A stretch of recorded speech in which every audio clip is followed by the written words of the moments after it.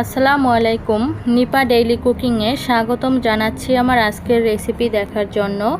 আজকে ভীষণ মজার একটি তরকারি রান্না করে দেখাবো। সেটা হলো মিষ্টি কুমড়া দিয়ে রুই মাছের ঝোল। এটা কিন্তু রান্না করতে খুবই সহজ, বিশেষ করে গরম ভাতের সাথে খেতে অসম্ভব টেস্টি হয়ে থাকে। আশা করছি প্রতিদিনের মতো আজকের রেসিপিটিও ভালো লাগবে। তাহলে চলুন দেখে আসি কুমড়া দিয়ে রুই মাছ রান্নার পুরো প্রস্তুত প্রণালী। রান্না করার জন্য এখানে আমি নিয়েছি মিষ্টি কুমড়া। মিষ্টি কুমড়াটাকে ভালো করে ছিলে ধুয়ে কেটে পরিষ্কার করে নিয়েছি। আমি এখানে হাফ কেজি পরিমাণে মিষ্টি কুমড়া নিয়েছি, আপনারা চাইলে কম বা বেশি করে অ্যাড করতে পারেন। তারপর এখানে আমি নিয়েছি রুই মাছ। মাছটাকে ভালো করে কেটে পরিষ্কার করে ধুয়ে নিয়েছি। আপনারা চাইলে যে কোনো বড় মাছ দিয়ে রান্নাটা করতে পারেন। মাছটাকে ভেজে রান্না করব, তার জন্য এখানে পরিমাণ মতো লবণ দিয়ে দিলাম আর হাফ চা চামচ হলুদের গুঁড়া, হাফ চা চামচ মরিচের গুঁড়া দিয়ে দিলাম। তারপর মশলাগুলোকে মাছের সাথে ভালোভাবে মেখে নিতে হবে। সব কিছু ভালো করে মেখে নিচ্ছি। মেখে মাছটাকে আমি রান্না করে নিব সাথে সাথে। আপনাদের হাতে টাইম বেশি থাকলে মাছটাকে কিছুক্ষণ রেখে তারপরে রান্না করতে পারেন। মাছ ভাজার জন্য চুলায় একটা প্যান বসিয়ে দিলাম। তারপর এখানে দিচ্ছি পরিমাণ মতো রান্নার তেল। তেলটা দিয়ে ভালো করে গরম করে তারপরে মাছগুলো দিচ্ছি। তেলটা ভালো করে গরম করে মাছগুলো দিবেন, তাতে করে মাছ কিন্তু উল্টানোর সময় ভেঙে যাবে না। অনেক টাইমে দেখা যায় মাছ ভাজতে ভাজতে ভেঙে যায়। তেল যদি ভালো করে গরম না হয় মাছটা কিন্তু ভেঙে যায়। যখন একটা সাইড হয়ে আসবে তারপরে উল্টে দিতে হবে। এভাবে করে সবগুলো মাছ উল্টে দিয়ে উল্টে পাল্টে আমি ভেজে নিব 4 থেকে 5 মিনিটের মতো। 4 থেকে 5 মিনিট মাছটাকে ভালো করে ভেজে নিয়েছি। এ পর্যায়ে মাছগুলোকে আমি একটা প্লেটে উঠিয়ে নিচ্ছি। এরপর রান্না করার জন্য চুলায় একটা প্যান বসিয়ে দিলাম। প্যানের মধ্যে দিয়ে দিচ্ছি মাছ ভাজার সেই তেল। এবার এখানে দিয়ে দিচ্ছি হাফ কাপ পরিমাণে পেঁয়াজ কুচি। এবার এই পেঁয়াজটাকে হালকা নরম করে ভেজে নিব। কিছুক্ষণ ভাজতে ভাজতে যখন এরকম নরম হয়ে আসবে তারপর এখানে বাকি মশলাগুলো অ্যাড করে দিতে হবে। প্রথমে দিচ্ছি এখানে 1 টেবিল চামচ পরিমাণ রসুন বাটা, হাফ টেবিল চামচ পরিমাণ আদা বাটা, হলুদের গুঁড়া দিচ্ছি 1 চা চামচ পরিমাণ, ধনিয়ার গুঁড়া 1 চা চামচ পরিমাণ, 2 চা চামচ পরিমাণ মরিচের গুঁড়া দিচ্ছি,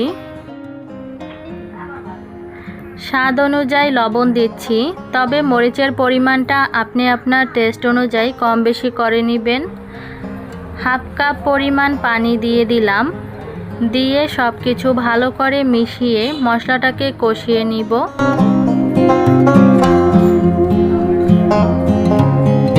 ঢাকনা দিয়ে দিচ্ছি আর 3 থেকে 4 মিনিট অপেক্ষা করব। 3 থেকে 4 মিনিট পরে মশলাটা ভালো করে কষানো হয়ে গেছে। যখন তেলটা উপরে ভেসে উঠবে তখনই বুঝতে হবে মশলাটা কষানো হয়ে গেছে।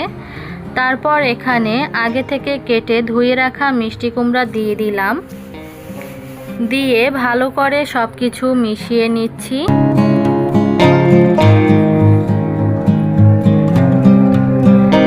এবার ঢাকনা দিয়ে ঢেকে মিষ্টি কুমড়াটাকে 4 থেকে 5 মিনিট কষিয়ে নিব। কষানোর সময় এখানে আমি কোনো পানি দিচ্ছি না। আপনাদের কাছে যদি মনে হয় মশলাটা পুড়ে যাচ্ছে তাতে করে সামান্য পানি দিয়ে মিষ্টি কুমড়াটা কষিয়ে নেবেন।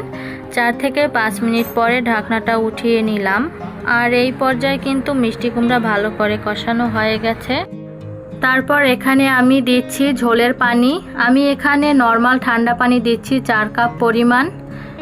দিয়ে সব কিছু ভালো করে মিশিয়ে দিচ্ছি।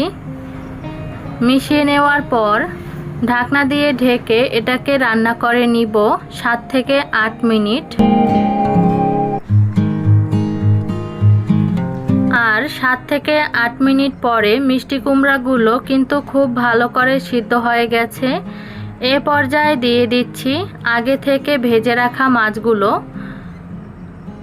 সবগুলো মাছ দিয়ে দেওয়ার পর এখানে আমি দিয়ে দিচ্ছি কাঁচামরিচ 7-8টা মাঝখান থেকে কেটে, তবে ঝালটা আপনাদের স্বাদ অনুযায়ী দিবেন। এবার ঢাকনা দিয়ে রান্না করব আরও 5 থেকে 6 মিনিট, চুলার আঁচটা মাঝারিতেই রেখে। আর 5 থেকে 6 মিনিট পরে রান্নাটা কিন্তু হয়ে গেছে, দেখতে পাচ্ছেন। ঝোলটা আপনাদের পছন্দ অনুযায়ী কম বা বেশি করে রাখতে পারেন। নামানোর আগে উপর থেকে কিছুটা ধনিয়া পাতা কুচি দিয়ে দিচ্ছি।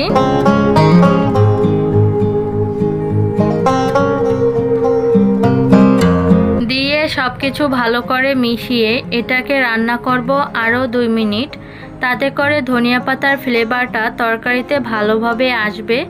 2 মিনিট রান্না করার পর চুলার আঁচটা অফ করে দিব। এ পর্যায়ে কিন্তু রান্নাটা পারফেক্টভাবে হয়ে গিয়েছে। আর এরই মাঝে তৈরি হয়ে গেল ভীষণ মজার মিষ্টি কুমড়া দিয়ে রুই মাছের ঝোল। আশা করছি আজকের রেসিপি ভালো লাগবে। রেসিপি ভালো লাগলে লাইক, কমেন্ট, শেয়ার করবেন। আর এমন মজার রেসিপি পেতে চ্যানেলটি সাবস্ক্রাইব করে চ্যানেলের সাথেই থাকবেন। সবাই অনেক ভালো থাকবেন, সুস্থ থাকবেন। আল্লাহ হাফেজ।